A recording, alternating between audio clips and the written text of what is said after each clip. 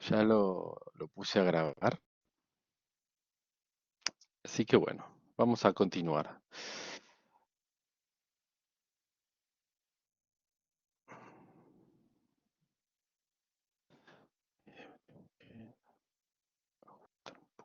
Esto. Bueno, como había hablado en la clase pasada, habíamos empezado a cubrir algunos indicadores. Em, el próximo es el indicador de la inflación. Como tal, eh, para nosotros en particular, ¿no? En Argentina creo que estamos bastante muy embebidos en temas que hacen referencia a la inflación y seguramente que van a tener algunas inquietudes, dudas o deben tener su opinión también al respecto. Lo que les quería aclarar en este momento ahora es, voy a hacer una introducción principalmente al tema de la inflación y a los valores. Vamos a tener en un par de clases eh, un espacio bastante largo dedicado a tratar de entender y hablar un poco más a fondo del tema de la inflación.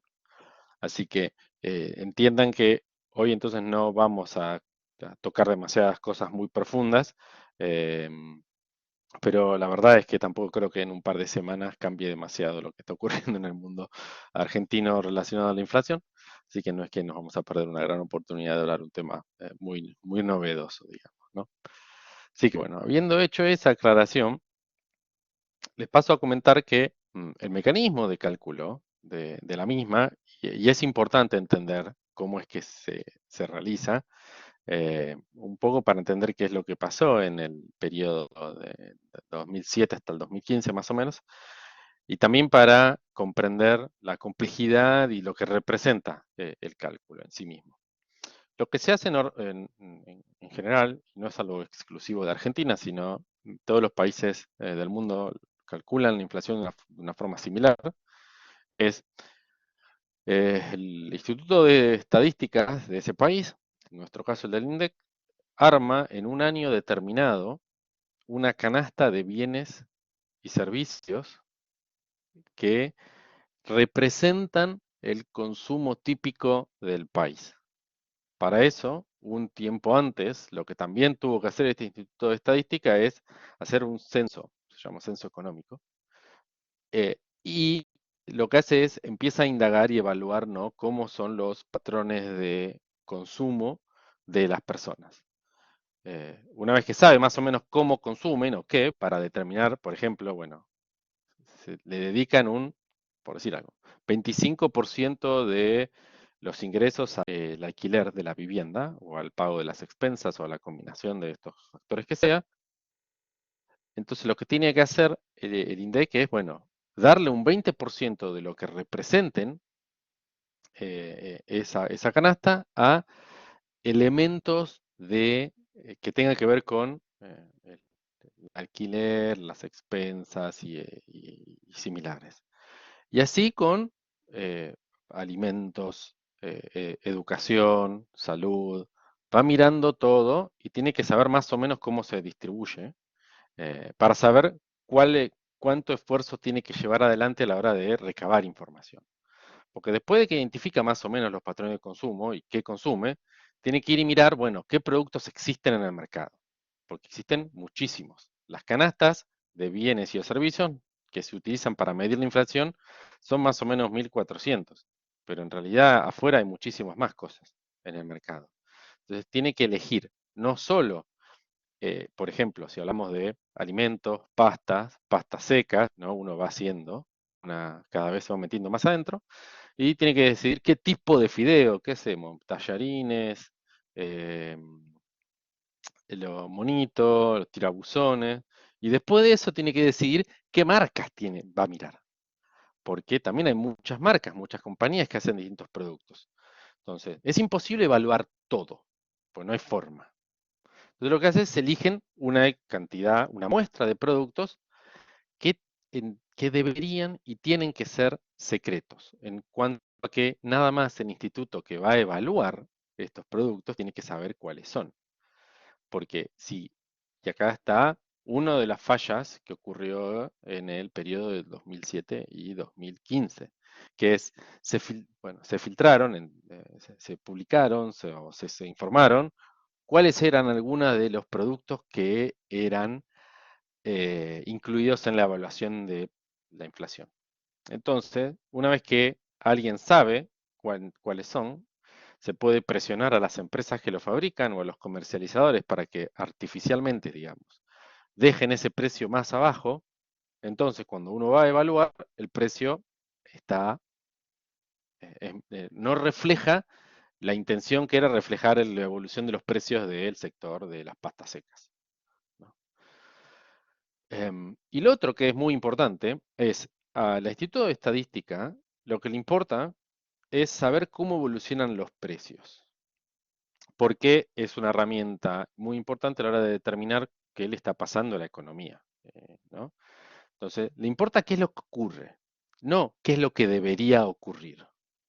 Entonces, si se firman, por ejemplo, los convenios como es el precios cuidados o algún que otro convenio sectorial para que se comercialice cierto producto a un precio determinado por un acuerdo, si en el final los compradores, consumidores van al negocio y pagan más de lo que está en ese acuerdo, al que mide la inflación le interesa saber cuánto pagaron, no cuánto dice el acuerdo, porque le importa saber qué es lo que pasó, no es qué es lo que debería pasar. Porque si no sabes lo que pasó, no entendés qué está ocurriendo con tu economía. Bueno, y eso es lo otro que falló, por motivos de alejarse de lo que sería la mejor práctica a la hora de llevar adelante esto, en este periodo en el cual muchas veces se descartaron los precios relevados bajo el criterio de que había un convenio que estipulaba que el precio de las cosas debería estar en tal valor. Entonces, de vuelta, artificialmente, el resultado de tu cálculo va a ser menor. Entonces, estos elementos son muy importantes a la hora de mantener un índice como debería ser, que es confiable. Y durante un periodo largo de tiempo eso no ocurrió.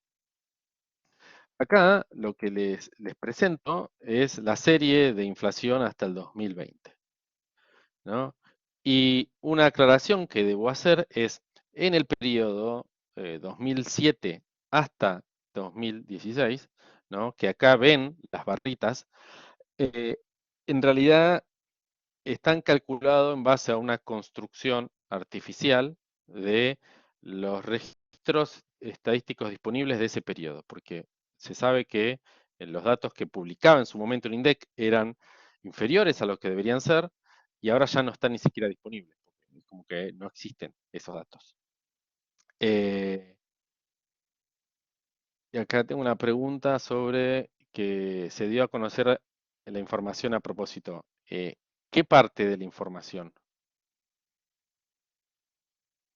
Las dos fallas que comentaste recién, que son supuestamente secretas y no se pueden dar a conocer porque generan evidentemente un desequilibrio en el manejo de esta ecuación. Entonces, Sí, si hubo ok, un propósito entiendo. político y quiénes fueron los responsables de dar a conocer eso. A ver, lo que ocurrió con el primer defecto, que es dar a publicar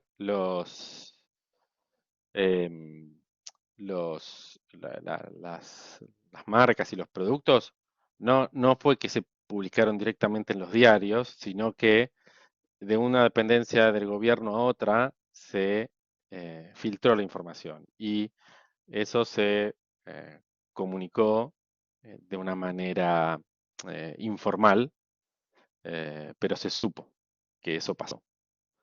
Eh, la intencionalidad en el comienzo de por qué se hacía, que fue en el 2007, era porque teníamos en aquel momento dos series, el Estado argentino tenía dos series de bonos muy importantes, que eran unos que estaban atados al desempeño del Producto Bruto, los bonos atados al PBI, que pagaban interés más el rendimiento de la economía argentina, y había otros, la otra mitad, de alguna forma, no eran mitades, pero era una porción importante, eran bonos atados a la evolución de la inflación, el SER. Como si vos empezabas a notar que tu inflación subía, Entonces, los bonos que estaban atados al SER iban a pagar más, porque era un interés determinado más el SER. Como eso se estaba yendo para arriba, el Estado argentino iba a tener que pagar más por los bonos que tenía. Entonces el gobierno, alguno podría decir de buena fe, le dijo, che, INDEC, la inflación no está descontrolada, está un poquitito alta. Decime, vamos a averiguar, manejemos un poco las cosas, así bajamos lo que pagamos de intereses. Lo que pasó fue que después sí perdiste el control de la inflación, en parte porque no tenías ni idea de lo que estaba pasando, porque como artificialmente modificaba, ya está.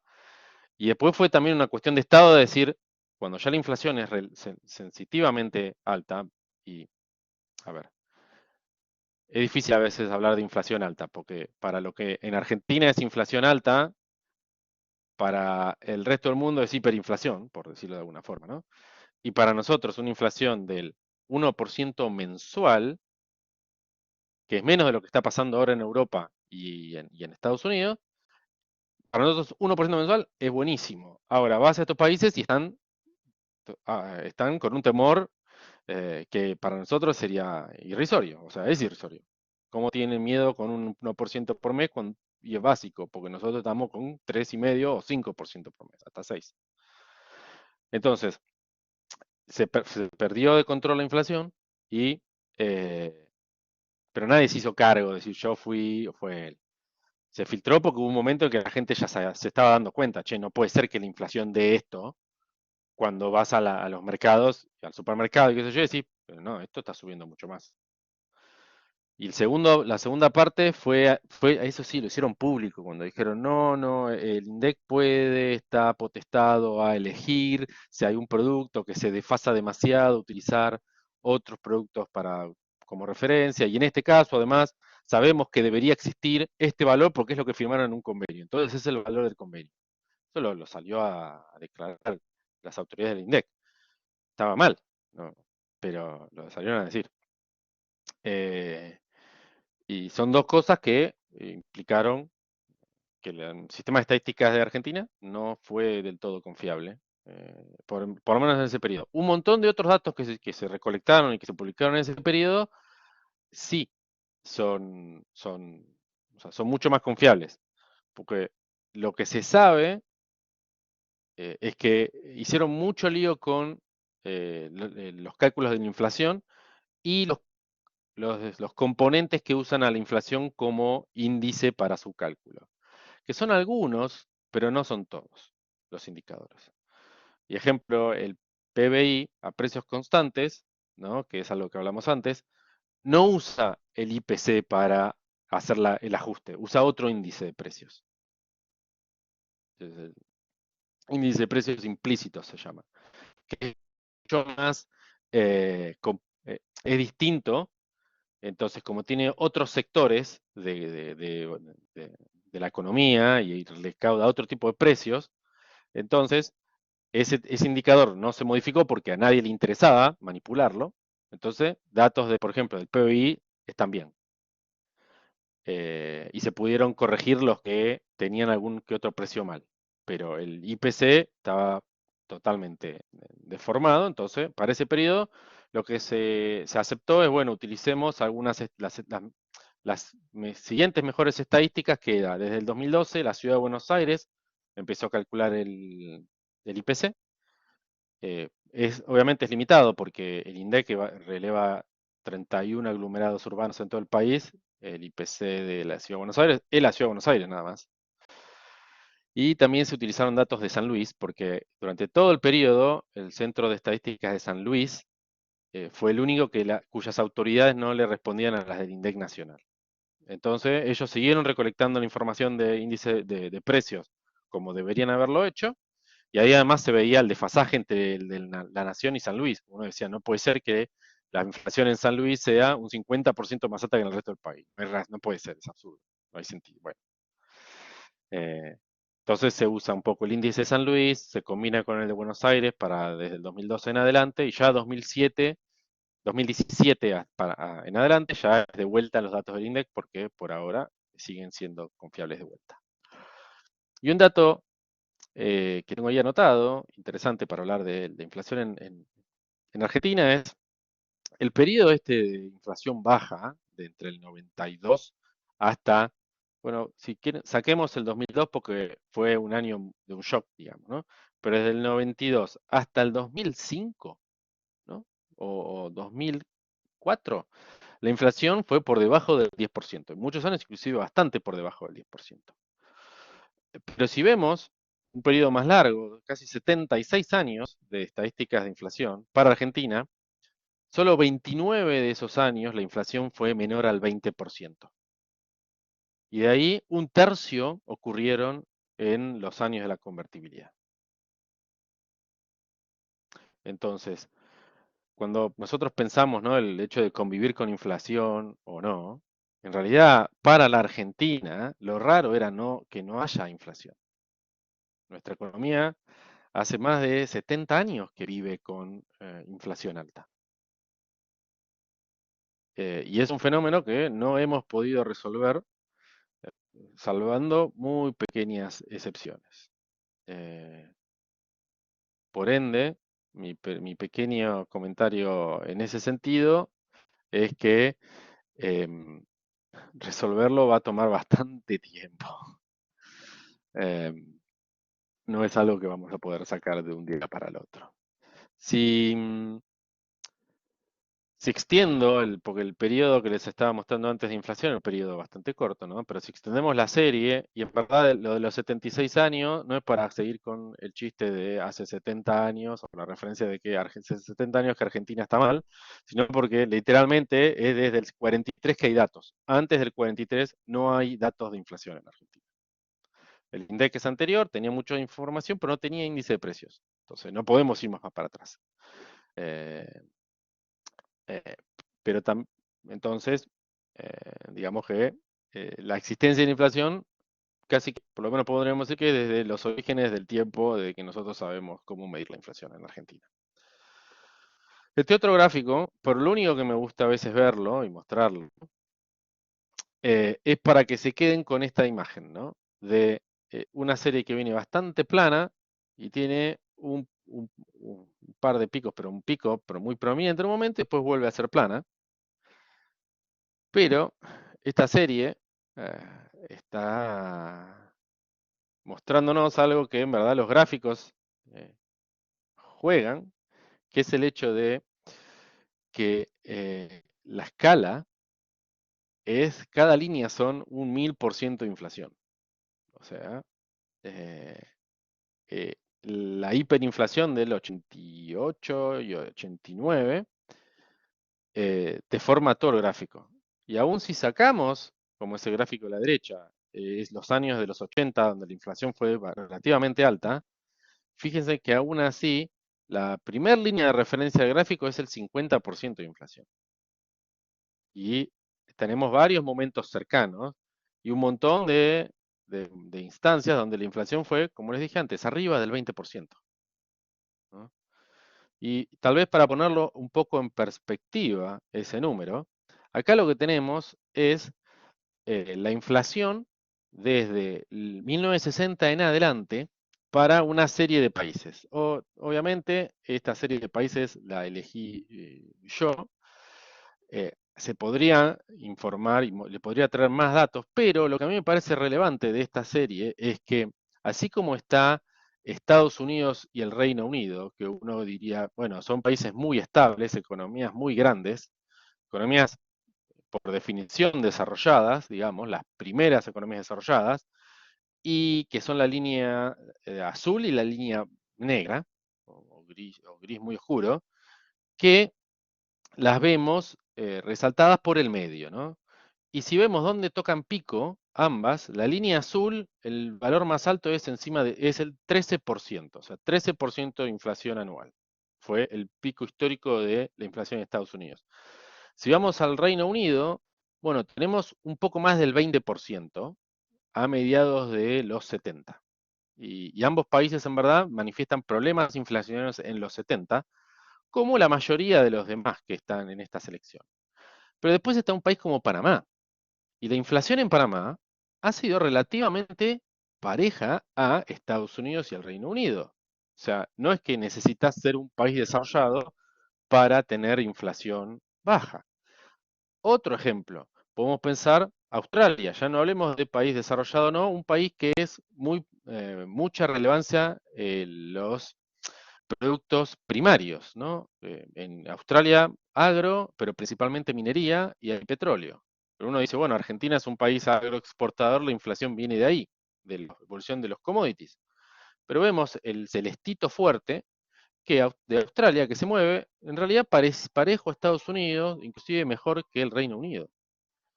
Y el último país que me gustaría detenerme, que es Colombia, un país que tiene una población similar a la Argentina, como hablamos la clase pasada, la economía es más chica que la nuestra, tiene inclusive un poco más de población, o sea, es menos rico que Argentina.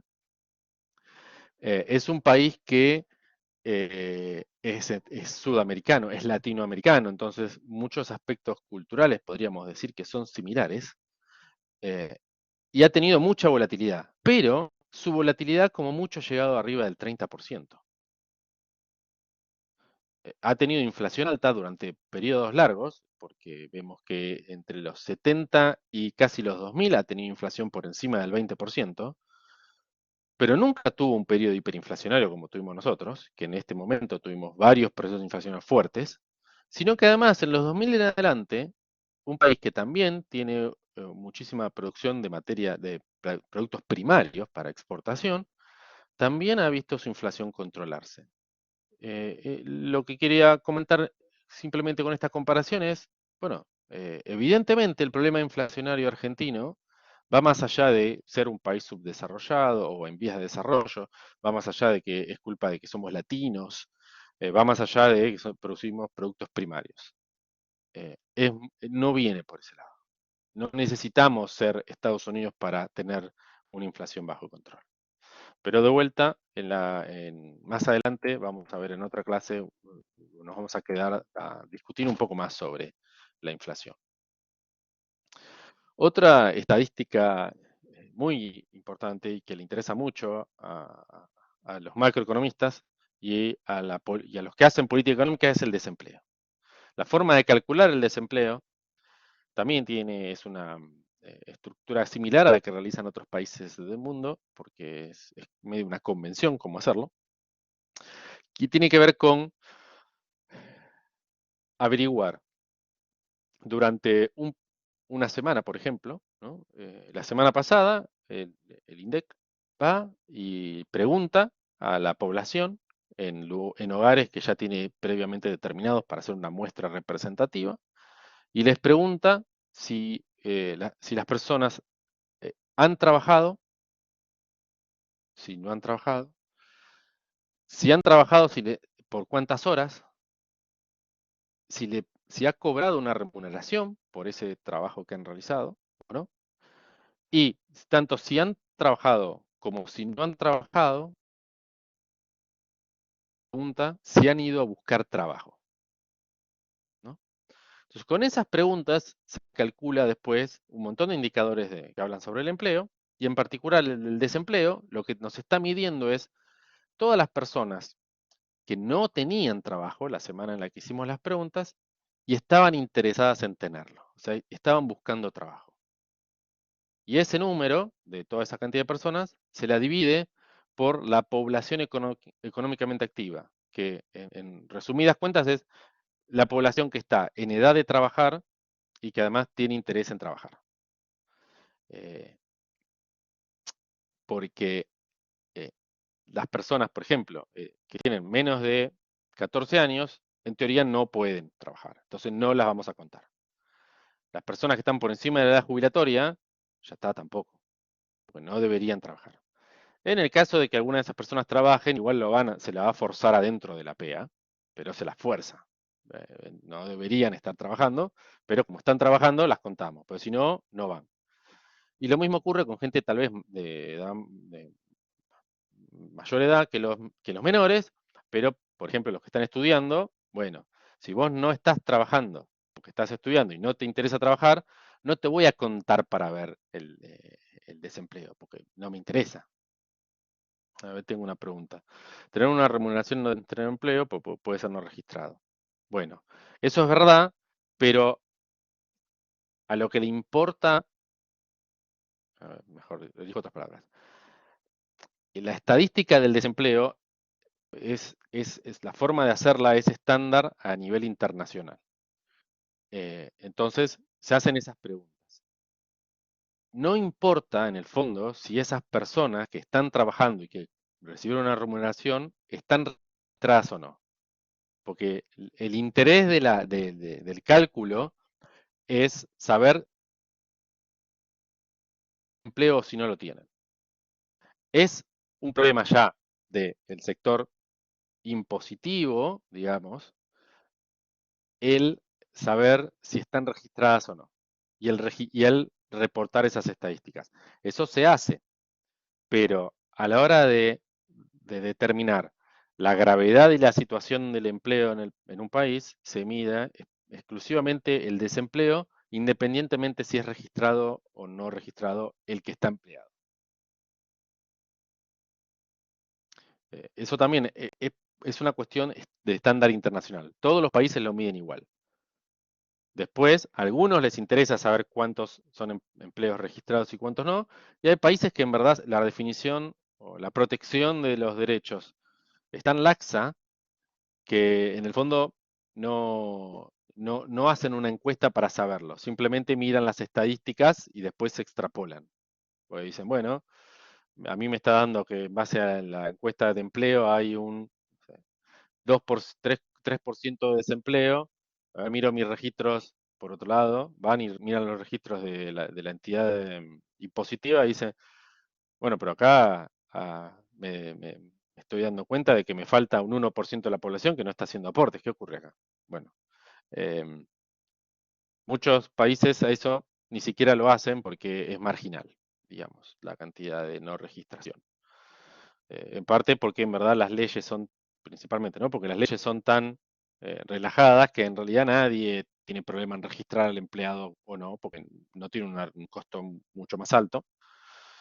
Pienso principalmente en Estados Unidos, en la cual también el despido es sencillo, eh, y los empleados tienen muchísimo incentivo a estar registrados por algunos beneficios que no tienen que recibir del empleador. Porque el seguro de desempleo en Estados Unidos o en Inglaterra o en varios países lo reciben independientemente del empleador. Entonces, las personas les interesa estar registrada para poder percibir ese seguro, pero las empresas no tienen que pagar mucho en cargas sociales, nada por el estilo, entonces eh, lo resuelven de esa forma. Y si vemos un poco la evolución de la situación de empleo en Argentina, también notamos que acá en el 1993 aparecen estas otras líneas de color porque se hacen públicos otros datos de desempleo. Hasta el 93 lo único que se medía era el desempleo, que en verdad es la línea que después continúa como la celeste. Pero antes de ese punto, que había una sola línea, era desempleo. Pues, después lo que empieza a ocurrir es como el INDEC ofrece más datos, yo les ofrezco más información porque habla ya de otros niveles de la problemática del empleo. Como le dije antes, la desocupación es gente que no tiene ningún tipo de trabajo y que está buscando. Esto que cobró una relevancia muy importante, si vemos bien, en los 90 y en la crisis del 2001, porque Argentina de tener un desempleo del 5% en los 70 y 80, pasó a tener más del 15% y hasta más del 20%. Eso vuelve a bajar, me refiero al desempleo, de forma bastante pronunciada, pero se estabiliza por encima del 7%. Y después no logra tener mayores avances. Lo que sí aparecen son estos otros conceptos, que es el subempleo demandante, que es la línea que está por debajo de la del desempleo, y la línea que está por debajo de todo, que es el subempleo no demandante. Y estos dos lo que miden es la gente que trabaja menos de 35 horas por semana, y la divide en dos. El demandante, que es el que trabaja menos de las horas mínimas que se considera para hacer pleno empleo, pero está buscando trabajo, que entonces eso es, bueno, para la economía del país es, ojo, porque está bien, podremos tener un desempleo bajo, o relativamente bajo, pero si hay muchos subempleados que están buscando trabajo, evidentemente no están conformes con el tipo de empleo que tienen. Esa es una de las presunciones que se hace. A diferencia de eso, el subempleo no demandante, lo que te está midiendo es la gente que quiere hacer estos trabajos de menos tiempo.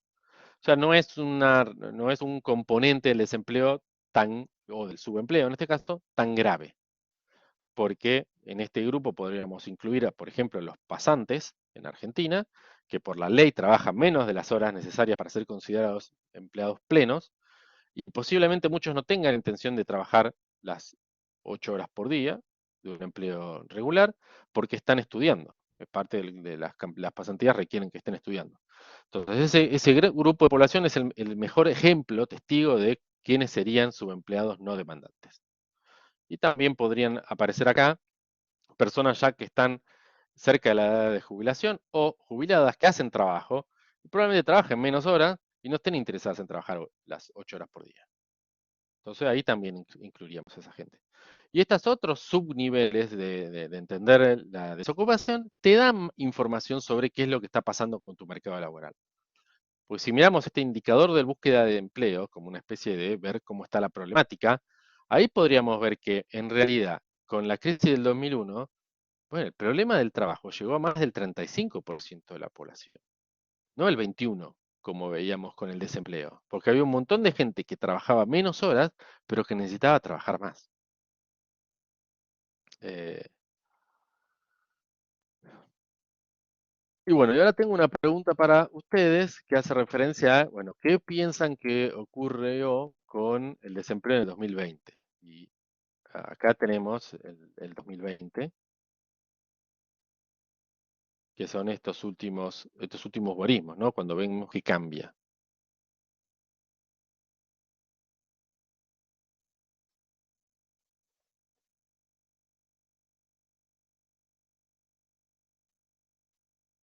Sí, sí, aumentó. ¿Alguna idea de qué puede estar detrás de este? Porque fue un aumento considerable.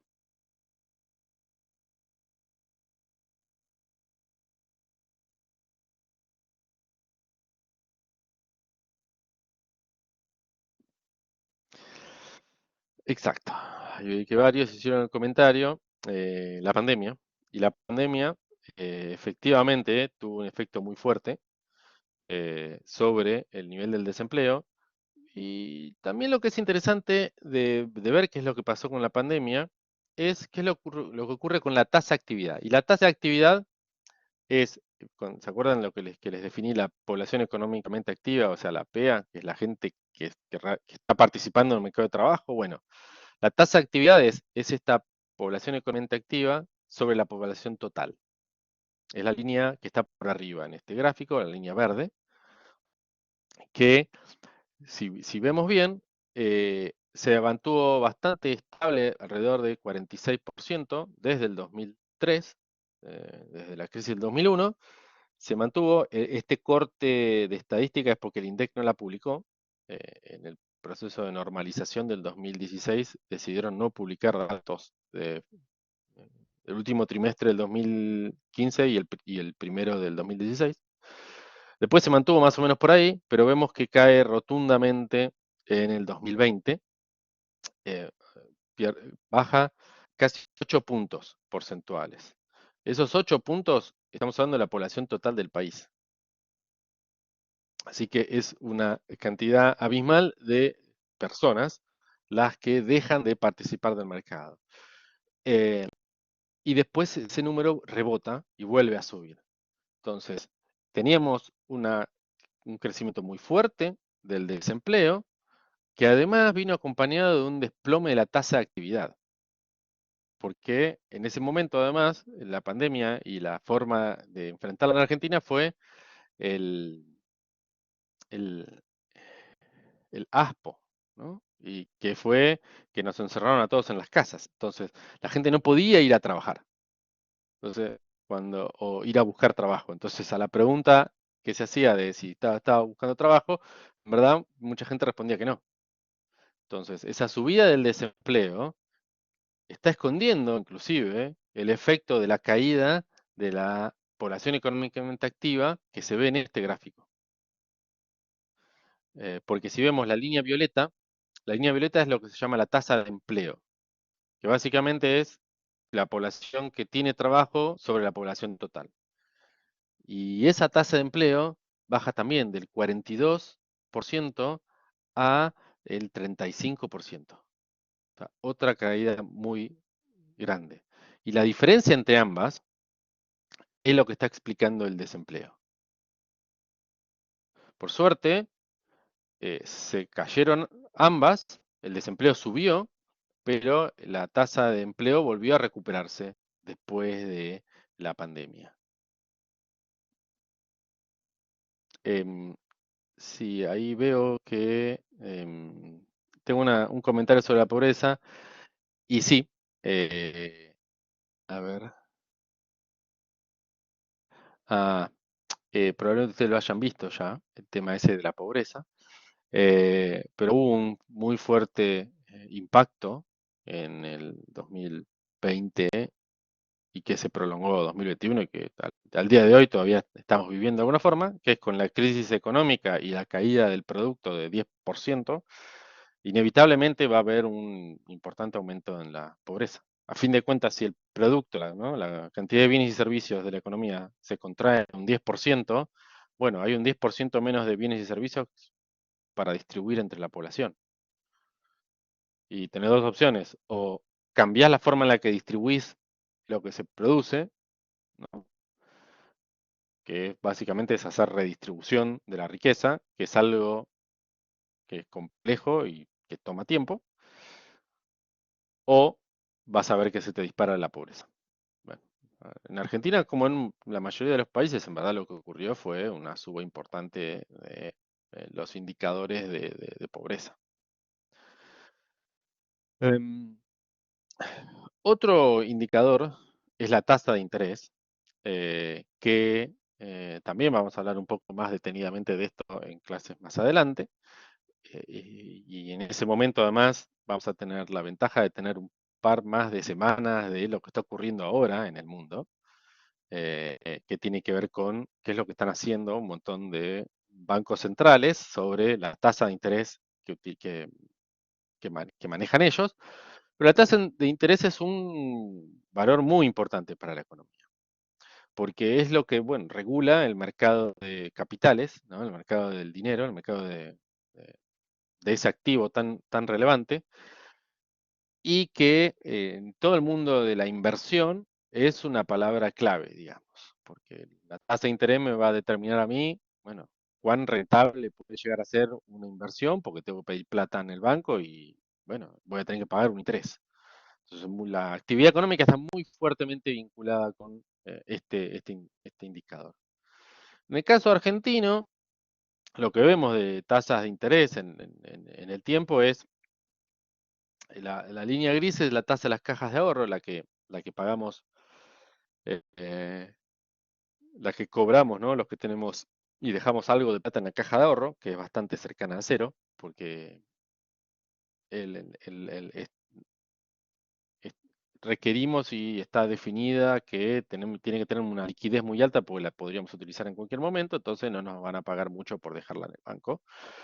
La amarilla es la de la tasa de los plazos fijos y desde fines de los 90 hasta más o menos 2012, 2013 se mantuvo alrededor del 10% y que después empieza a subir y alcanza un nivel máximo de esta serie en 2018. Y la línea azul es la tasa de préstamos entre los bancos, ¿no? Eh, que la utilizan entre ellos para prestarse plata entre ellos mismos, ¿no? Y lo que vemos es que esta serie ha aumentado considerablemente, lo que a los ojos de la mayoría de las personas podría plantearse como, bueno, es una situación problemática porque las tasas de intereses altas normalmente vienen asociadas con eh, dificultades para el sector privado para financiarse. Pero lo interesante es que si vemos la evolución de la tasa de interés real, que lo que hace es la tasa de interés le descuenta el efecto de la inflación, a fin de cuentas, así como la tasa de interés es lo que te pagan a vos por darles dinero, plata a los bancos, o lo que las personas le tienen que deber a los bancos eh, por tomar dinero, y la inflación es lo que varían todos los demás precios contra el dinero, porque a fin de cuentas están todos medidos en dinero, entonces la inflación es cuánto varían todos los bienes y servicios contra esa otra cosa que es el patrón, que es el dinero. Bueno, la tasa real de interés nos muestra un efecto ya distinto. La línea azul fuerte es la tasa de interés real de Argentina, que los datos los pude reconstruir desde el 2008 en adelante. Eh, y lo que vemos acá es que la tasa de interés real en Argentina estuvo muchísimos años por debajo de lo que sería la línea del cero, que es más o menos a la de la pantalla. Mientras que la mayoría de los otros países de vuelta, Estados Unidos, el Reino Unido, Panamá, Colombia, Australia, o sea, son los mismos países, tuvieron tasas de interés reales eh, cercanas a cero, pero todas positivas, donde inclusive Colombia es el país con la tasa de interés real más alto, que es cercana al 10%. Argentina tuvo varios años con la tasa de interés real negativa y solamente se fue a valores positivos en el periodo de 2017, 2018, 2019. Entonces, en realidad ese aumento constante de la tasa de interés que veíamos en estos gráficos para Argentina está ocultando lo que realmente pasaba en nuestro país, que es eh, la gente que tomaba créditos con el sistema financiero pagaba de interés menos de lo que podía percibir usar ese dinero para comprar bienes y después vender esos bienes, ¿no? Que sería una alternativa. Entonces, la tasa de interés es relevante, pero ojo, porque la tasa de interés nominal, que es como se la llama esta, nos puede dar un mensaje que la tasa de interés real, que mide también qué es lo que pasa con la inflación y los movimientos de precios, nos puede decir que está ocurriendo lo opuesto. Y la última estadística de la parte de indicadores que vamos a ver tiene que ver con el tipo de cambio. Nuevamente esto vamos a hablar un poco más adelante en otra clase, y tampoco tenía mucho sentido usar una escala que incluyera otras monedas, entonces esto es desde el peso y antes del 2002 era un 1 a 1 con el dólar, entonces el tipo de cambio promedio era una línea de 1 desde el 91 en adelante. Eh, Cortamos en el 2002, fíjense que esto viene justo un poquitito después de la devaluación en la salida del 1 a 1, y la serie vino bastante planchada hasta 2013-2014 cuando empieza a subir. Si cortamos entonces en dos series distintas, lo que podemos ver es que realmente el tipo de cambio en Argentina, ¿no? Se mantuvo desde el 2000, desde mediados del 2002 hasta el año 2008 prácticamente sin moverse. Era en los hechos, no en la ley, pero en los hechos, una convertibilidad de un dólar, 3 pesos. Pero ahí no había nada, ninguna ley que lo regulara. Simplemente el mercado lo mantenía en ese nivel.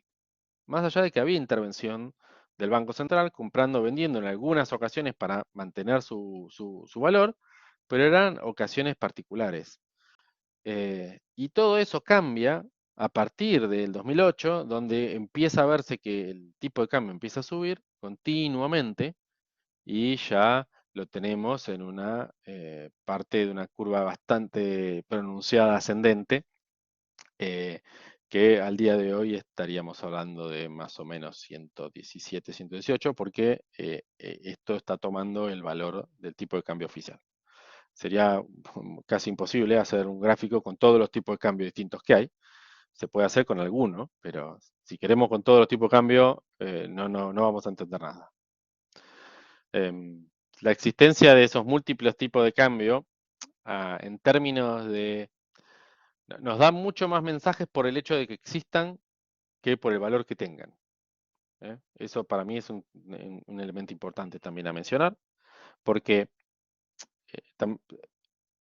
pensemos que la mayoría de las transacciones económicas que se realicen con el exterior, le hace importar algo o exportar algo, se hacen de forma registrada por los canales oficiales y esos tienen todos el tipo de cambio oficial.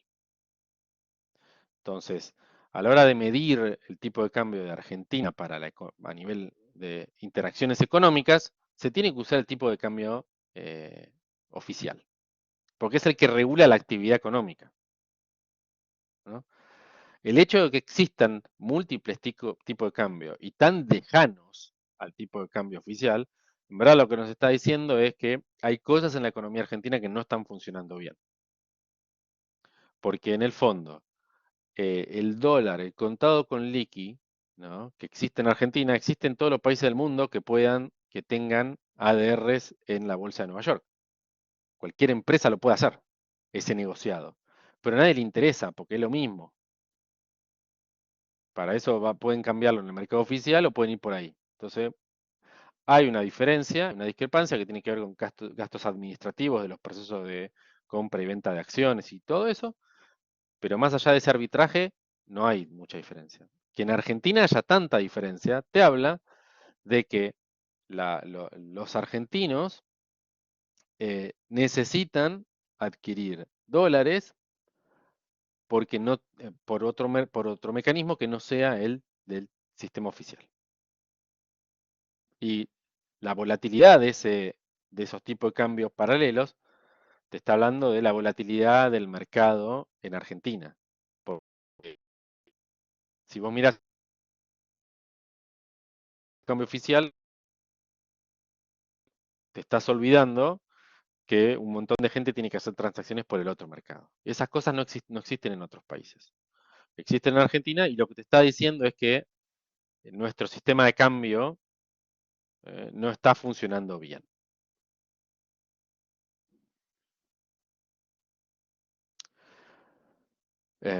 Bueno, y con esto terminaríamos lo que habíamos empezado la clase pasada de indicadores.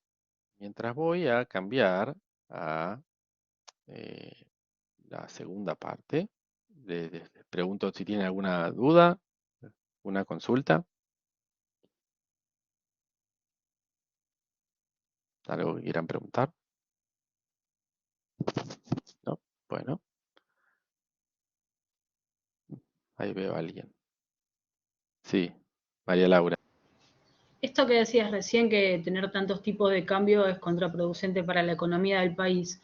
Si se tomase la decisión de volver a un solo tipo de cambio de dólar, como fue casi siempre desde que nací, fue siempre así, en este momento en el cual atraviesa Argentina una crisis económica importante, llevaría al descontrol total, nos vamos al abismo y estos dos tipos de cambio o tres que existen en paralelo al oficial es para mantener el oficial como con un valor contenido, como un precio contenido del cambio monetario.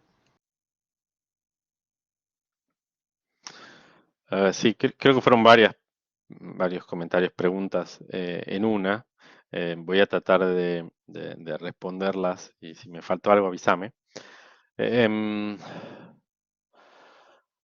la coyuntura actual hace que sea difícil unificar el sistema, y eso es correcto, especialmente porque hay muchísima presión en nuestro mercado para eh, salir a comprar dólares, ¿no? Y la principal razón para ello, tiene mucho más que ver con qué es lo que está ocurriendo con los mecanismos de generación, ¿no?, de ahorro local que con lo que pase afuera y con la forma en la que está administrado el tipo de cambio, ¿no? En otras palabras, si los argentinos creyeran y al mismo tiempo tuvieran, porque va más allá de nada más de creer.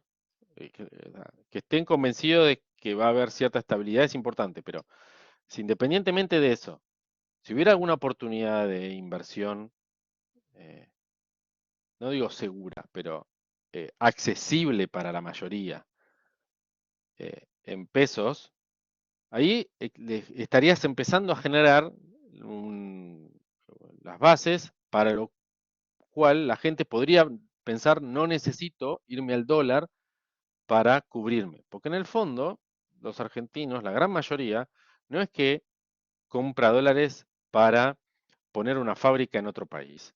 No es que compra dólares para hacer inversiones de cartera en la bolsa de Estados Unidos o en la bolsa de Alemania o de Canadá.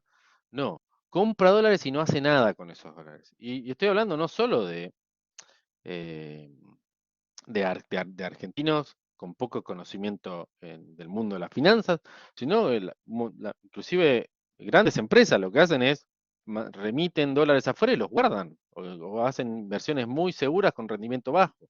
El- la razón es que no lo pueden dejar en pesos. No es que no están buscando tener rentabilidad a través de esto, simplemente no saben cómo ahorrar en pesos. El problema está en que no tenemos un mecanismo de ahorro local. Entonces, para unificar el tipo de cambio, esa casi que, en mi opinión, es la condición necesaria. ¿Es suficiente? Y ahí tal vez ya no tampoco. Porque no solo tenés que generar oportunidades, sino además tenés que convencer a la gente de que eso va a durar. Y eso tal vez, para mí eso no es lo más difícil. Lo más difícil en verdad es establecer y crear un mecanismo de ahorro local en pesos que pueda funcionar. Después, el convencer a la gente, eso va a ocurrir con el tiempo, no hay otra manera. O sea, vas a necesitar tiempo para eso. Pero hoy por hoy no, si nos quedamos con el concepto ese que les había mostrado antes de la tasa de interés negativa, durante muchos años, inclusive antes de la serie de ahí que les mostré, la tasa de interés negativa te decía, che, mirá, si vos te quedás en pesos y ahorrás y pones un plazo fijo, vas a perder un porcentaje todos los años, porque lo que te paga el plazo fijo es menos de lo que pierde valor el dinero. Eso también te puede pasar con el dólar. Si vos compras dólares, y especialmente ahora, hoy, vos compras dólares y los dejás ahí en una caja, la inflación de Estados Unidos anualizada es el 8%. Entonces vos estás perdiendo el 8% en dólares también, por año. O sea, es un número. La gente no es, los argentinos no son conscientes de eso. Y lo que pasa también se suma que la inflación histórica en Estados Unidos del 2-3%, entonces bueno, perdés un poco de valor, pero nada comparado con lo de Argentina. Pero hasta que no establezcas unas condiciones de inversión, y no me refiero a condiciones de inversión de que no sé, garantizarle remesas libres a las empresas. No, no, estoy hablando de los propios argentinos con sus propios billetes, ¿no? A menos que logres que los propios argentinos quieran dejar el dinero acá, no tenés forma de levantar, ¿no?, la restricción a la compra de dólares sin que todas las personas vayan todos los meses a comprar dólares. Porque en el fondo no hay un contexto de crisis sistémica en el mercado argentino que justifiquen que los argentinos se vayan todo el tiempo. No, no es que los bancos argentinos van a colapsar. No, no es que la economía argentina vaya a colapsar. Pues tampoco. No estamos a la vuelta de la esquina de una explosión como en Sri Lanka. Para nada. Pero los argentinos no quieren tener ahorros en pesos. Y ese es el principal problema. Entonces, hasta que no resuelvas eso, unificar los tipos de cambio va a ser muy difícil. Tenemos un superávit comercial como hace muchos años no teníamos, igual tenemos problemas de mantener dólares en el país. O sea, no- no- o sea, es claro ese problema, que es independiente de la inflación, de vuelta. La inflación es un problema, pero es independiente de este. O sea, vos podés tener inflación relativamente alta, hablando de vuelta, Colombia tenía inflación relativamente alta y tenía tasa de interés positiva. Claro, la tasa de interés era del 25%, 30%. Con inflación del 20%, tasa de interés real positiva. Vos vas a Colombia y los colombianos no es que están todo el tiempo pensando tengo que comprar dólares para ahorrar. No, viven en los pesos colombianos. como le pasa a la mayoría de los países de América Latina. El único país que está todo el tiempo pensando en dólares somos los argentinos. En Brasil no hay ningún activo que esté en dólares, salvo las inversiones de las multinacionales. Pero cuando entran al país las convierten en reales, es así. Bueno, excepto Ecuador, porque está dolarizado, el resto de América del Sur usa su propia moneda, bueno, y Venezuela, ¿no? Bueno, pero Venezuela es un caso aparte. Hay otros problemas además en Venezuela. Pero bueno, em, eso es uno de los temas. Y no me acuerdo si me habías hecho otra pregunta y no me acuerdo cuál era ahora. Fui mucho con esta respuesta. Em, ahí veo el comentario de María de Los Ángeles. Ah, tengo, perdón. Gonzalo habla de las transacciones que hacen por fuera del mercado oficial. Eh, eh, Cualquier persona que vaya, bueno, a un arbolito, digamos, eso es por fuera. Vos podés no necesariamente ir a un arbolito, vas a una casa de cambio y te lo venden al blue. Técnicamente es un delito lo que estarían haciendo, pero bueno.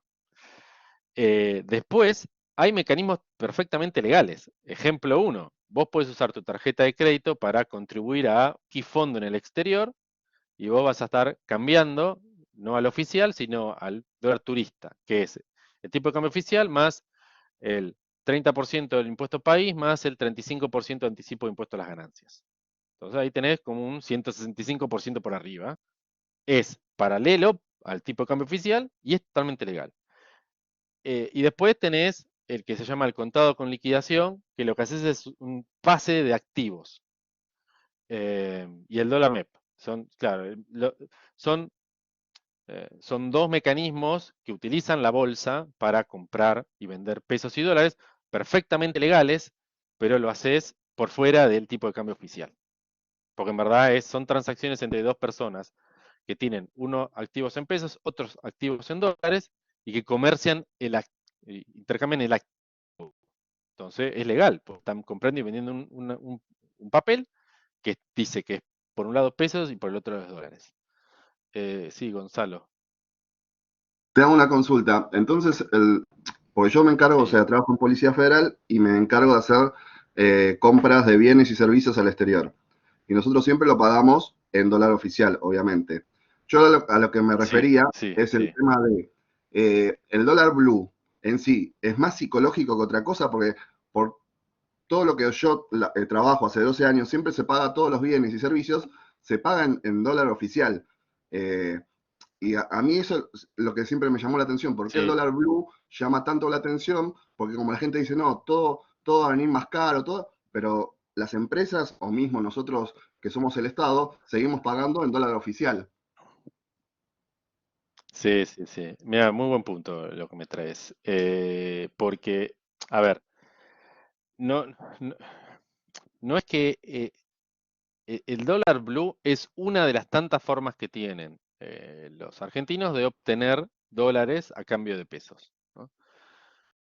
En términos de relevancia económica, es muy chica, porque esa es la realidad. Y vos lo levantaste. Todos los organismos que realicen, y me refiero a estatales, privados, que realicen transacciones, van a usar el dólar oficial. Un montón de personas haciendo negocios financieros van a usar el dólar oficial. Por ejemplo, compañías que están devolviendo remesas o utilidades, los dejan a las compañías usar el dólar oficial. Entonces, y el blue como tal, inclusive a muchas personas no les sirve porque, no sé, alguien que tiene, y no, por decir algo, ¿no? Equivalente a 2 millones de dólares, no va a ir a un arbolito o una casa de cambio con el equivalente a 2 millones de dólares en el billete para comprarlos. Va a hacer la transacción en la bolsa de comercio y va a girar esos 2 millones de dólares a o una caja de ahorro en dólares en Argentina, o más probable a una caja de ahorro o a una cuenta en el exterior. Pero es un movimiento financiero en ese caso, no estás comprando algo. Entonces, el funcionamiento de nuestra economía local no le importa realmente qué pasa con el dólar blue. Es a las personas que hacen en su cabeza las cuentas de ver cuánto cuestan las cosas en dólares. Pero es interesante, eh, entre tantas cosas que aprendimos ex post, es que, no sé si se acuerdan, pero en el 15, cuando fue el cambio de gobierno, las autoridades del gobierno que asumió tomó la decisión de eliminar el cepo y liberar el tipo de cambio. Realmente se acuerdan, ¿no? Y lo que en ese momento ocurrió es que el dólar oficial estaba a 10, el dólar paralelo estaba a 15 y el dólar oficial saltó a creo que 15, 14 y se estabilizó en 14, 13 por un par de meses. Y después empezó a bajar. Pero no me quiero quedar con ese detalle, sino más bien con qué pasó con la inflación. Porque en ese momento la inflación se disparó en diciembre, especialmente enero, febrero, marzo del 2016. Y las autoridades en aquel momento decían, cuando tomaron la decisión, es que eh, no va a tener ningún efecto sobre los precios porque la economía ya está usando el blue. Y lo que ahí se dieron cuenta es que eso era un error de diagnóstico. En verdad, la economía estaba funcionando al dólar oficial, pero había tanto, como al día de hoy hay, ¿no? Se machaca tanto con el valor del dólar paralelo, que la gente piensa que todo tiene que estar dividido por el dólar paralelo para saber cuánto valen dólares, y que los precios de los activos, de las cosas, bienes y servicios que se venden acá, hay que evaluarlas al dólar blue, cuando en verdad no es así, porque vos mismo lo dijiste, las empresas que vayan a comprar cosas afuera, los dólares los reciben al dólar oficial, los insumos se obtienen al dólar oficial. Importar productos es al dólar oficial. Obviamente después hay otros impuestos que entran en juego y que suben el valor. Eh, bueno, ahí lo que me contabas, María Laura, es después eh, lo que pasa entre los comerciantes puede desviarse de lo que realmente ocurre. Pues en este caso, tu marido va a un mayorista. Tu marido no es el que importa, probablemente ni siquiera es el mayorista. El mayorista habla con un importador. Bueno, el que trae a las cosas al país, las trae al dólar oficial. Todo lo que pasa después es aprovecharse, en el fondo, de todo este lío. Porque esa es la realidad. En el momento, ¿no?, en el que, por ejemplo, si se unifican los tipos de cambio y el dólar oficial se dispara, el importador que le pasaba un valor al mayorista, le va a pasar la transferencia 100% de ese aumento. Y ahí va a haber que ver qué es lo que termina pasando con el resto de la cadena. Pero el que importa está obteniendo los productos al dólar oficial. Que después las cosas suban más. No digo que porque tal vez en el medio hay un intermediario que plantea que hay que poner un dólar en el medio, eso ya tiene que ver con cómo está funcionando la economía y sistemas de tipo de cambio do- eh, desdoblados o triplados o la cantidad que existe en Argentina, te van a generar oportunidades para que haya estos problemas. Un sistema unificado de tipo de cambio, lo que te terminaría ocurriendo es que si alguien viene y te dice, mira, negociamos el tipo de cambio y promedio entre el oficial y este otro mi tipo de cambio que yo te inventé, vos vas y decís, no me jodas, yo voy, compro los dólares y te los doy. No me vengas con que el tipo de cambio es distinto. Pero no puede pasar. Entonces, ese es uno de los tantos problemas que genera tener un sistema de tipo de cambio desdoblado. Que los que tienen acceso al sistema, si después hacen cosas, eh, no necesariamente son ilegales, ¿no? Pero si hacen cosas que van en contra de lo que se esperaba que hicieran o de lo que sería una práctica éticamente responsable, y te puede pasar, porque el propio mercado no te la va a querer corregir, no hay necesidad de hacerlo. A menos que tengas una economía muy grande y sea ultra competitivo, ¿no? Pero estamos hablando de que hay mercados donde en Argentina eso no ocurre. Más allá de todo lo que además pueda llegar a ocurrir con la complejidad que tiene importar y exportar productos, ¿no? Eso además es difícil, hay que tener eh, expertise para hacerlo.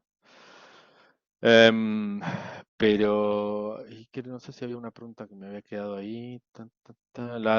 Sí, lo de, de Los Ángeles, la devaluación del peso.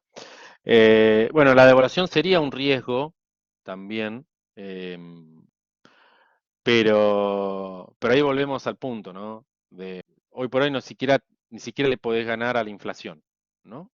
Eh, entonces, ya no tenés ningún incentivo para quedarte en pesos, ninguno, porque no le ganás ni a la inflación.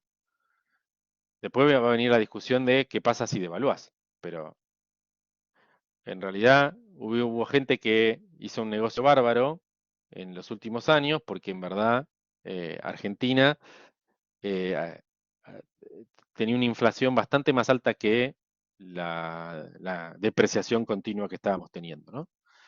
Entonces, vos solamente necesitabas que el tipo de cambio, perdón, que la tasa de interés sea mayor a la depreciación del tipo de cambio, porque el gobierno estaba pisando el tipo de cambio para que no tuviera tanta incidencia en la inflación. Pero la tasa de interés estaba por debajo de la inflación, pero estaba por encima de la depreciación que estaba ocurriendo con la moneda. Entonces, en verdad, era negocio eh, para alguien que tuviera cierta visión y plazo y activos, traer dólares, venderlos al blue. Por ejemplo, traías dólares, los vendías a 200 en octubre o en septiembre del 2021 y hasta hace 2 semanas el dólar, el CCL, ¿no? Estaba también a 200, o sea, el tipo de cambio no se te movió, o sea, depreciación cero, y en el medio te tuviste tasas de interés del 40 o 50%. O sea, ganaron un 50% en dólares en 6 meses, sí, 6, 7 meses. Un negocio, obviamente hay que saber entrar y salir, ¿no? Pero y hay que tener plata. Pero bueno, ese tipo de juego no le hace bien al sistema económico y puede ocurrir muy fácil en contextos como este. Dejo la pregunta de Bitcoin para más adelante, porque ahí voy a entrar en todo otro tema em, de conversación que es bastante largo y extenso. Bueno, sí quería empezar con el próximo tema. No sé que no me va a dar el tiempo para terminarlo, ni cerca, pero me gustaría comenzar. Que es hablar de la demanda agregada y más en detalle sobre el mercado de trabajo, ¿no? Ya hablamos un poco hoy, vamos a hablar, esa igual seguramente me va a quedar para la próxima clase. Eh, pero bueno, la demanda agregada, como tal, viene el nombre de que en economía la mayoría de las cosas las resumimos en de oferta y demanda. Cuando hablamos de mercados no le hacemos ninguna aclaración adicional, hablamos de la demanda de bienes o servicios de ese mercado en particular. Cuando hablamos en términos macro le agregamos el concepto de agregada. Y se lo agregamos porque decimos, ¿cómo hacemos para hablar de toda la economía en su conjunto, de todo lo que demanda una economía? Bueno, es la suma de las demandas de los distintos mercados, o sea, es agregar todas las demandas de los distintos mercados. De ahí su nombre. Em, y acá traigo un par de notas, ¿no? De artículo, de diario, para ver qué conceptos se tiran, ¿no? Por un lado, vemos acá que se habla de que cae la inversión en el país por efecto de la crisis, como un dato relevante. Otro artículo plantea la duplicación de las exportaciones mineras en 6 años, ¿no? Y el tercero, que inclusive es algo de afuera del país, como para que vean, que no es nada más una preocupación y un concepto argentino, que hablan en una entrevista de la importancia de recuperar el consumo. Eso es algo que escuchamos mucho en Argentina, bueno, no es nada más del consumo. Y esto tiene que ver con lo que yo les voy a hablar de la demanda agregada. Porque la misma, los economistas la suelen separar e identificar en distintos componentes, ¿no? Distintas partecitas. Y estos componentes tienen algunas particularidades que hacen muy relevante verlos por separado. El primero de estos componentes, y el que probablemente escuché más en Argentina, se llama el consumo. Acá, para hablar del consumo, lo que hablamos es, ya sea bienes tanto durables, o sea, em, cosas que supuestamente vos las comprás y las usás durante muchos años, como no durables, que básicamente es la comida, porque la comprás, la consumís y ya está, la consumiste, no está más. Y servicios. O sea, básicamente todo lo que compramos nosotros, y haciendo foco especialmente cuando hablamos del consumo, en términos económicos, lo pensamos en el consumo del sector privado. Entonces, piensen en ustedes, ¿no? Que deciden consumir. ¿Alguien se anima a compartir qué, qué elementos inciden en su decisión de qué y cuánto van a consumir?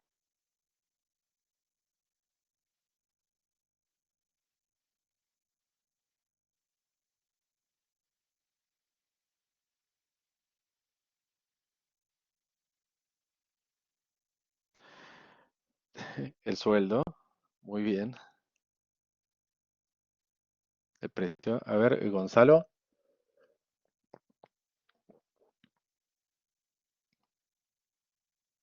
capacidad de La gasto, línea, Gonzalo, creo que la línea de crédito que tenga en la tarjeta. muy bien, perfecto. Sí, ambos componentes son muy relevantes a la hora de explicar qué determina el consumo. Eh, Ustedes me hablaron de el sueldo, ¿no? La capacidad de gasto. Nosotros los economistas lo llamamos eso el ingreso disponible. Básicamente es todo lo que a mí me ingresa menos lo que me sacan, ¿no? Me retienen a materia de impuestos. Y acá estoy simplificando a los ejes de esto, lo simplifico en impuestos. Puedo ver cosas que no son técnicamente impuestos, pero bueno, todo lo que me reste de mi capacidad de consumo afecta la capacidad que tengo yo como sector privado de consumir bienes y servicios. La tasa de interés es otro elemento importante, porque claro, tal vez no tengo un ingreso hoy, pero si el banco me presta o si hay una línea de crédito de, no sé, Garbarino que me dice, llévate esta heladera por 200 cuotas a cero interés, básicamente la tasa de interés cero, dice, opa, esto es una negocio.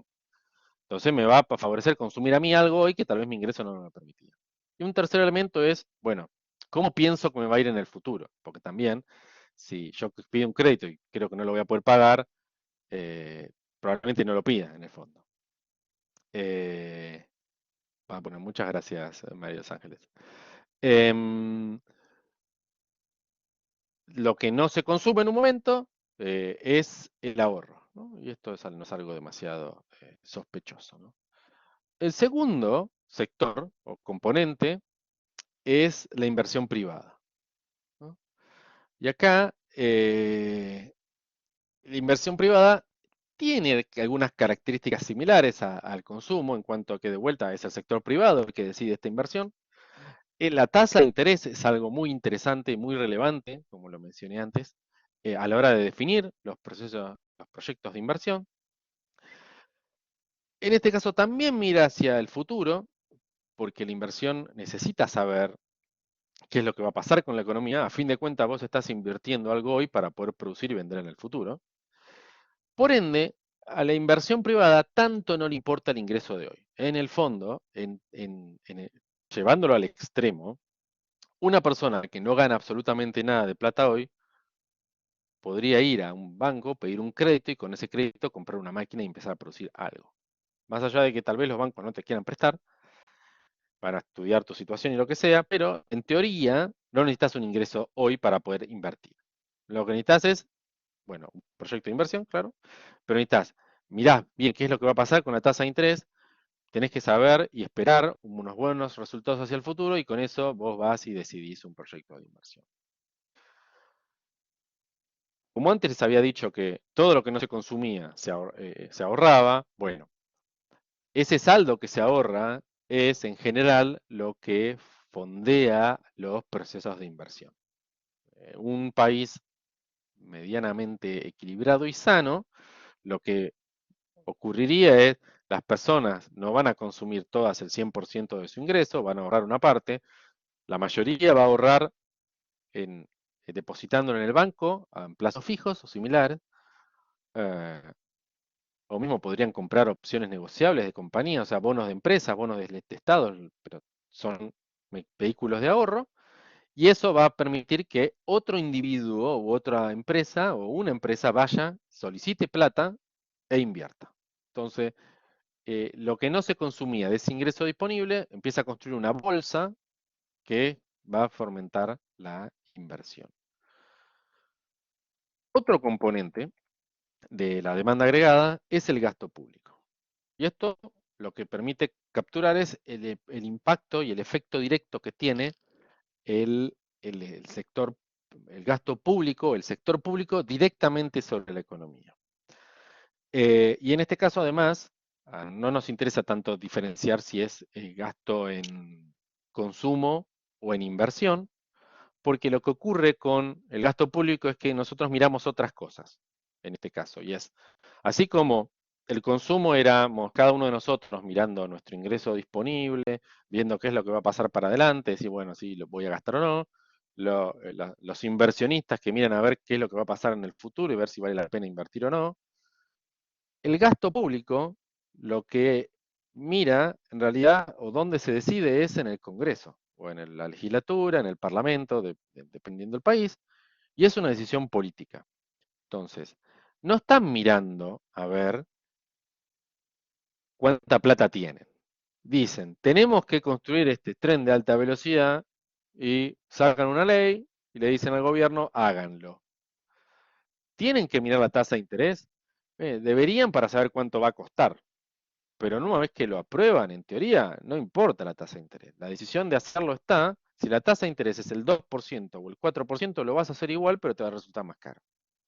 Entonces, el gasto público se decide y funciona independientemente de todas estas variables que afectan a las decisiones de nosotros como agentes privados. Entonces, como que tiene un comportamiento distinto, ¿no? Y acá sí haría una aclaración importante en términos de entender cómo funciona el sistema. El gasto público nada más mira lo que el Estado gasta en bienes y servicios como consumidor, no las transferencias que hace el Estado como jubilaciones, pensiones o planes sociales. Porque eso en realidad lo estamos viendo como ingreso disponible de un montón de personas. O sea, todos los jubilados que reciben una jubilación, su ingreso disponible es lo que reciben de jubilación menos los impuestos que tengan que pagar por esa jubilación. Entonces, como estamos capturando todo eso en el consumo, no lo vamos a meter en el gasto público. Y eso no es una matufia que hace Argentina, es estándar esa definición, ¿eh? Pero bueno, el gasto público entonces es lo que, no sé, las autopistas que construye, los trenes que construye, lo que paga de electricidad, lo que paga de gas, todo eso es gasto público. Lo que paga a los policías, no, eso es consumo, porque vamos a verlo como ingreso de los policías, digamos, ¿no? Algunas notas sobre el gasto público, que la voy a pasar porque la van a tener, pero no voy a quedarme a comentarlo. Y por último, el último elemento, sector o factor que juega a la hora de entender la demanda agregada, la economía, es el comercio exterior, o sea, el resto del mundo. Y es distinto porque las razones por las cuales el resto del mundo va a comprar carne argentina no la manejamos nosotros, no la decidimos nosotros, es el resto del mundo. Que el precio del trigo se dispare porque hay guerra en Ucrania y el resto del mundo tenga que pagar más caro el trigo argentino, es un tema del resto del mundo, no somos nosotros. Entonces, todas las exportaciones son decisiones de consumo del resto del mundo. Entonces, están consumiendo, ¿no? Están demandando bienes nuestros. Pero nosotros no tenemos control, ¿no? Nadie en Argentina va a definir cuánto y qué demanda el resto del mundo. Entonces, es otro agente totalmente distinto. Las importaciones también juegan para entender qué pasa con la economía argentina, pero hay que hacerlas, hay, hay que, hay que, hay que restar el efecto de las importaciones, porque en el fondo Las importaciones son demanda nuestra, pero del resto del mundo. O sea, le estamos yendo a comprar a otro país algo que produjeron. Es algo que, a- independientemente si lo hubiéramos podido producir en Argentina o no, lo estamos comprando de afuera. Entonces lo estamos trayendo. Entonces, cualquier importación que hagamos, no estamos enriqueciendo la producción local. No la estamos demandando local. Después puede ser que para exportar y para producir otras cosas tengas que importar. Eso ya es otra historia, ¿no? Pero a la hora de entender cómo te suma el producto, la importación en sí mismo no te suma nada. Si después te generó un producto que exportaste, después lo vas a ver porque te restó como importación, pero te sumó como exportación cuando se fue. Entonces ahí, digamos, ahí fue positiva. Pero si no, la importación, lamentablemente, resta. Entonces con esto vemos y cerramos todo la forma o la definición que tenemos los economistas de entender el producto. Cuando los economistas hablan del PBI y te lo empiezan a separar en quiénes lo forman, quiénes son los que lo componen, lo primero que piensan y que hablan es esta serie, estas categorías. Consumo, inversión, gasto, exportaciones, todo va sumando, porque todo eso es demanda local sobre la producción local, menos importaciones. Las importaciones restan al producto argentino. Entonces, cuando se habla de por qué es tan importante reconstruir el consumo, ¿no? ¿Por qué es tan importante tanto en Argentina como en otros países y te dicen, no, para que la economía crezca hay que mejorar el consumo? Si vemos acá abajo, acá lo que incluí, en la última línea es el nivel del Producto Bruto Interno de Argentina, dividido en estas categorías, en los componentes. Y lo que podemos ver es que el consumo representa el 65% del PBI de Argentina. Entonces, si vos querés que tu PBI crezca y si mejorás la evolución del consumo, y tenés altas chances de que tu PBI crezca porque el PBI está explicado en un 65% por el consumo de las personas. Fíjense cómo en esta forma de medir el gasto público representa apenas el 17%. Porque las acciones de gasto del Estado, ¿verdad?, tienen un componente inferior para explicar el producto. ¿Por qué? Porque las transferencias que hace el Estado a través de jubilaciones, pensiones y planes, en realidad van a la mano de las personas, que las personas después consumen.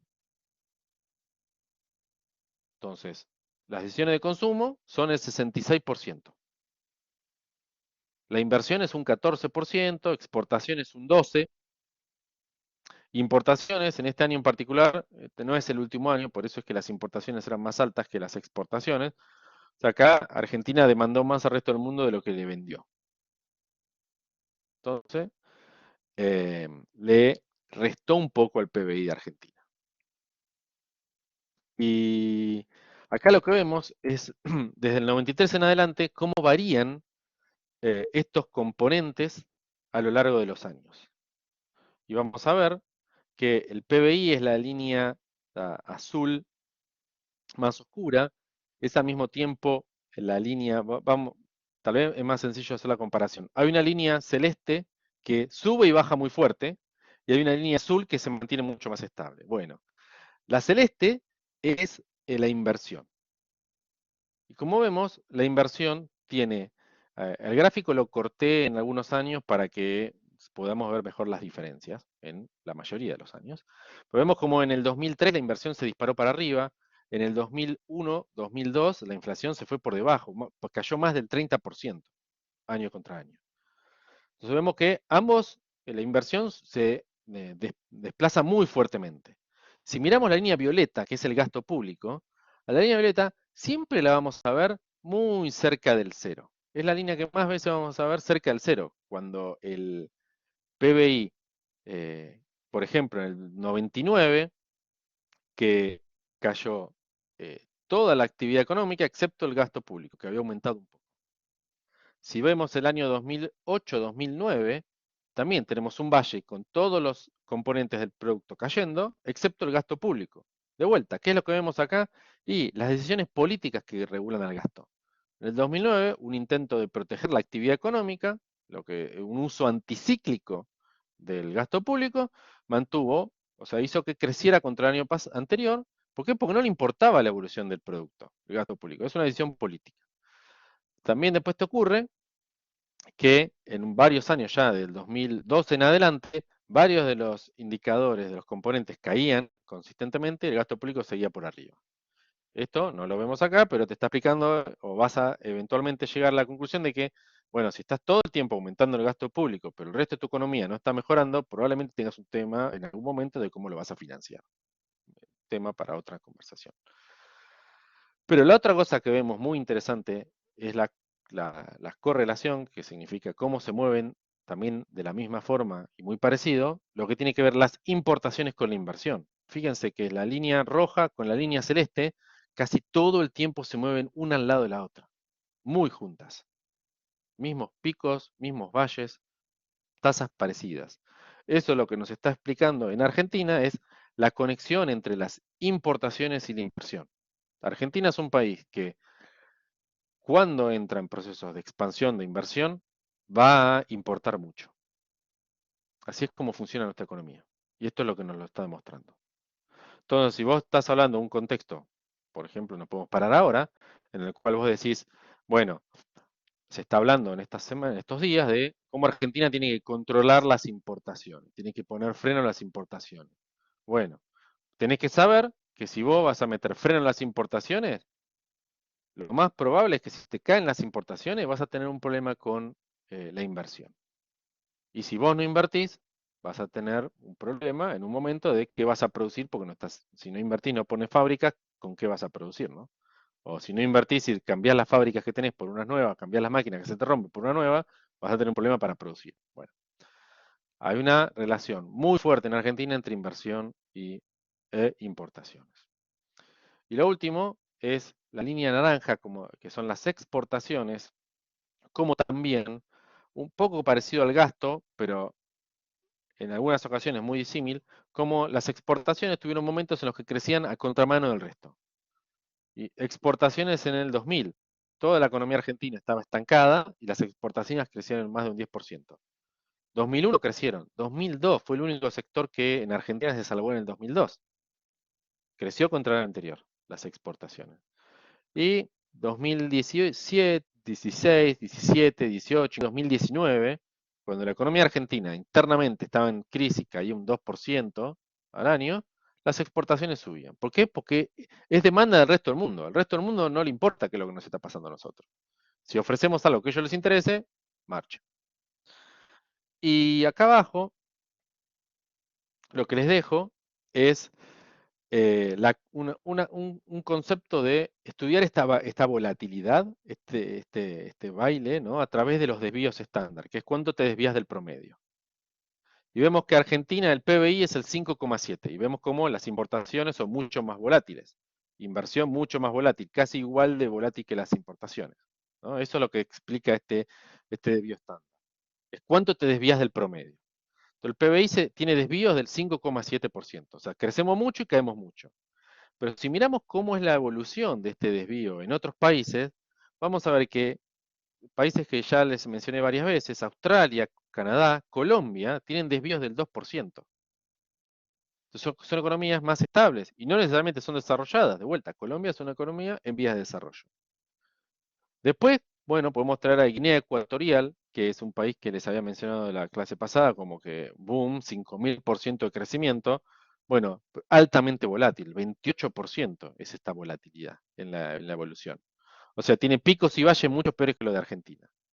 Y sí encontramos una economía muy parecida a la nuestra en términos de volatilidad y es la de Venezuela.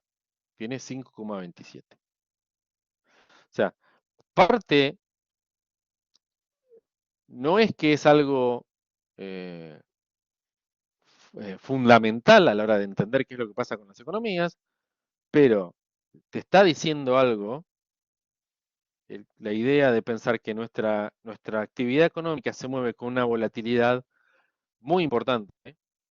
Estamos además en periodos donde hay un estancamiento económico consistente, por lo menos en el periodo de tiempo elegido, que salvo algunos breves momentos, han sido bastante de bastante estancamiento, y cuando nos comparamos con economías que tal vez no han crecido de tasas muy altas, como puede ser Canadá o Australia, que crecen a tasas eh, convencionales, 3%, 4%, pero que lo hacen sostenidamente. Entonces, cuando tienen una caída, no caen a un 8%, un 10%, caen mucho menos. Y la última comparación es extender un poco más en el tiempo y mirarlo de otra forma. Acá hay más países, desde el 60 hasta el 2016, es esta serie. Venezuela es la línea roja, como había hablado antes, de un país muy volátil. Fíjese, tiene un pico altísimo a principios de los 2000, casi un 20%, pero después es un desastre en el 2016. Y también tiene muchos picos y valles. Argentina es la celeste, que también sube y baja, sube y baja, sube y baja bastante. Pero después lo que tenemos es la línea verde clarita, es China, que es un país que está por encima de casi del 10% en varias ocasiones, pero ha sido consistentemente tasa de crecimiento por encima del 8%, excepto a fines de los 90, tuvo un pequeño desliz, y después tenemos que remontarnos hasta antes de los 80 para encontrar tasas bajas de crecimiento en China. Después tenemos Estados Unidos ahí por el medio.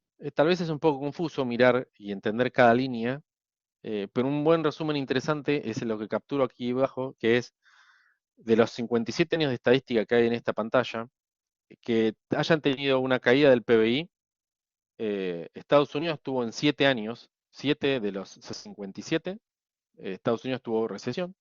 China lo tuvo en 5, la mayoría al principio, que son los momentos acá en los 60 y en los 70.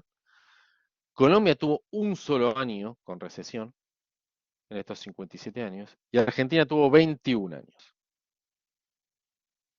Si hablamos de volatilidad y qué cosas están detrás del estancamiento del Producto Bruto en Argentina en nuestra historia económica más o menos moderna, somos un país extremadamente inestable, increíblemente volátil, y eso tiene una carga muy fuerte sobre la actividad económica. Y a fin de cuentas, no podés distribuir lo que no estás produciendo.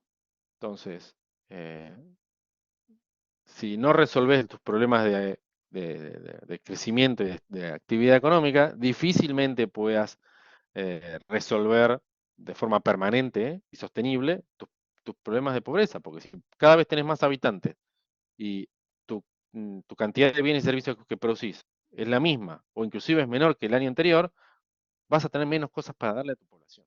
No hay ciencia oculta acá, es sentido común. Bueno, Argentina evidentemente tiene un gran problema de estabilidad en la demanda agregada. Y ya vimos antes, a veces picos de inversión, picos de importaciones, a veces valle, con caída del 20-30%. Suba el consumo, caída el consumo. Es un país muy inestable y eso es parte del problema que tenemos nosotros. Bueno, voy a cortar acá, siendo las 8 menos 20 ya.